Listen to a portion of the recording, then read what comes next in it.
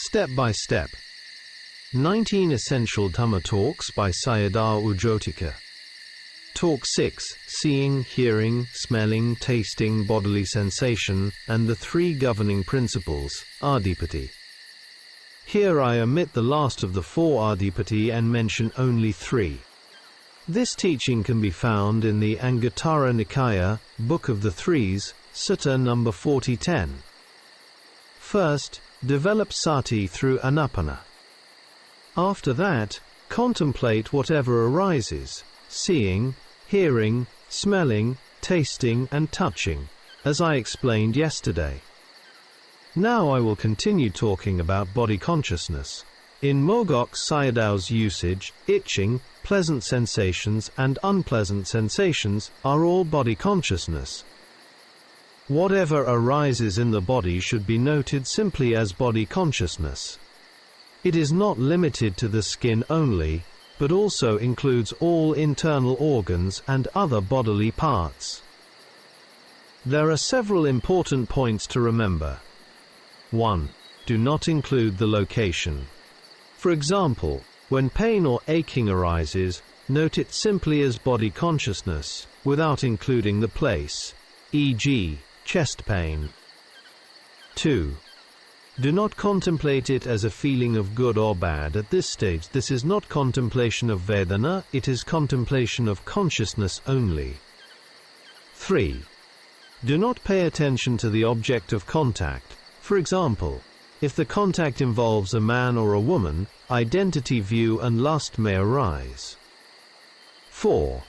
Do not think about why it happened. Instead, contemplate that the result arises due to causes. This is right attention. Body consciousness arises not only from contact with hard or soft objects, but also from heat and cold. If one discerns warmth and coolness in fine detail, with close continuous observation, mindfulness, sati, becomes powerful. With careful and continuous knowing, effort is sustained. When the mind does not run away and remains with the object, this is samadhi. Knowing these arising phenomena simply as mental phenomena is right view, samaditi. When combined, this becomes satipanna. Yogis must contemplate whatever arises in order to know it clearly. If nothing is arising, return to contemplation of the in-breath and out-breath. Sayadaw spoke about the three governing principles. However, the sutta explanation is clearer. Contemplate by stripping away clinging to self, for example understanding, this is not my breathing. Do not take pleasure at the nostrils, that is, do not cling to samadhi. Contemplate in turn whatever arises from the six sense doors. Even though this practice is difficult, it develops knowledge. It is like studying in school. As the levels progress, the material becomes more difficult, but knowledge increases. At this stage, practice is still at the level of satipatthana. Among the six sense doors, contemplation has not yet included the mind door, manodvara. Now I will speak about contemplation during eating. While eating, one must first strip away wrong view, otherwise one becomes stuck in concepts and identity view. When consuming food, one should have knowledge of Paramatha Dhamma.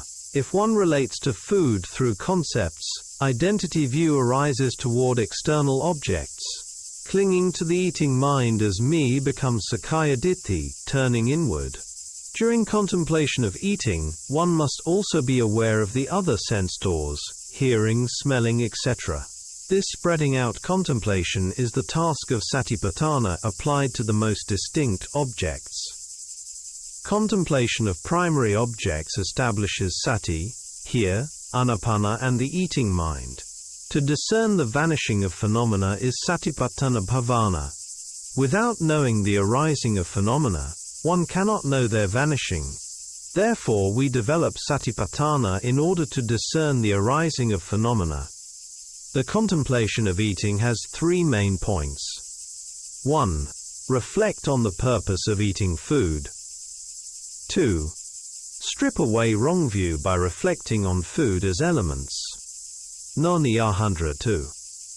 3. Contemplate during the actual process of eating.